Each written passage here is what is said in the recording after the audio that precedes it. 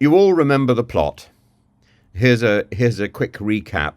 I'm not going to read any from the plot today, but this is what Nadine Dorries believes. She believes it's all come true. It was prognostication. This was better than Derren Brown or Mystic Meg.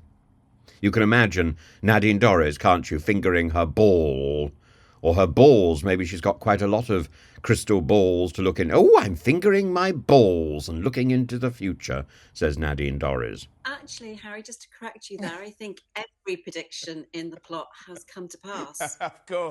Of course. Now, were you pleased to see the blonde one back on the campaign's trail? Were you expecting that? Well, yes, I knew it was happening. But I think what he did last night was, it's a shame he wasn't allowed into the campaign earlier. And yeah, I was disappointed that, it couldn't have happened sooner. But what I would say is I think what last night did was showed everybody how Boris can both ignite a room and rally a room, but also the country too. And I think what it did was it showed us that actually, who is the future of the Conservative Party? Who is it we need to take the Conservative Party forward and to show people that we have a message and we have a winning team at the front? And I think the message very clearly last night came through that was Boris Johnson. The madness of Nadine Dorries to take us into election day.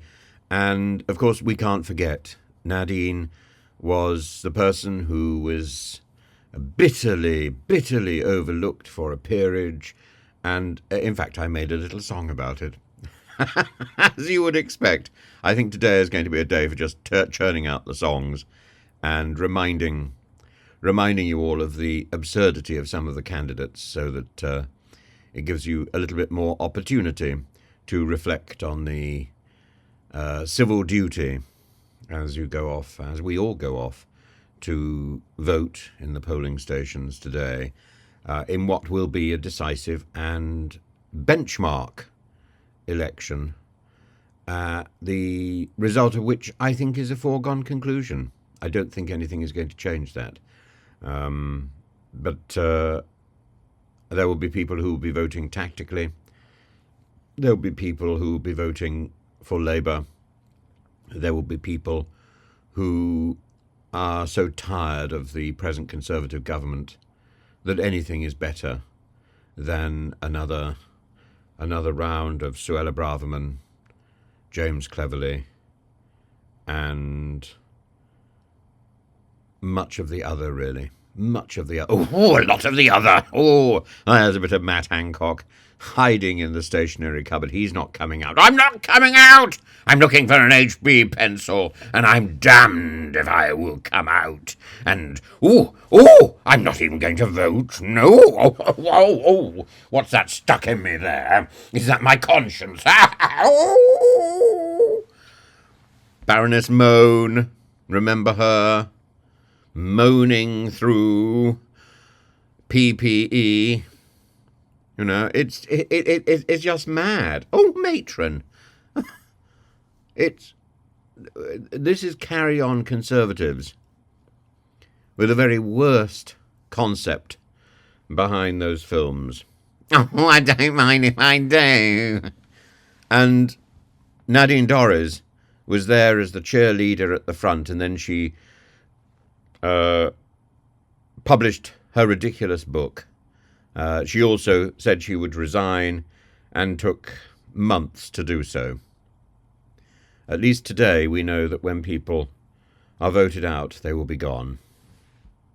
Here's the song. This is the first interview you've given since this all blew up. So let's just cut to the quick here. When Rishi Sunak... When there's Trump arraigned for hiding and there's Boris done for lies, when there's no more use deciding if Prigozhin lives or dies, when the speech we wish Rishi gives was more than wares and wise, Nadine applauds the House of Lords.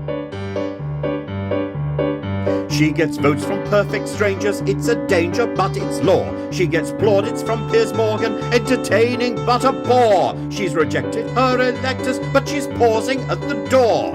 What does she want? She wants much more.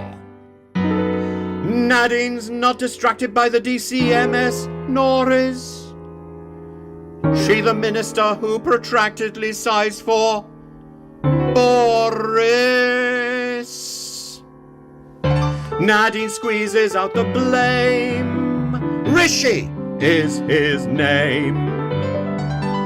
Nadine never had a claim to be anything but a shame. Believing Boris once delivered Brexit banqueting and booze, receiving gifts of lady-making from the king of kangaroos, who's still accused of lockdown breaking, which she chooses to excuse. What is the news? Nadine feels bruised. She feels that because she was brought up in a street in Liverpool, she should, for some unimaginable reason, be above simple ridicule. Nadu says it's all a game. Rishi is to blame. Posh sophistic, she exclaims, that her world has become a shame. A lord and lady she ain't. Shameless working minister she ain't. Shameless ain't no restraint. Shameless drink no constraint. Shameless, infamous pretties, a dame. Shameless and Rees-Mogg, let's proclaim. Shameless, there's hundreds of people deserving of more, ignored by the lady who wants an encore. Nadine's just like Quasi, the package restoring such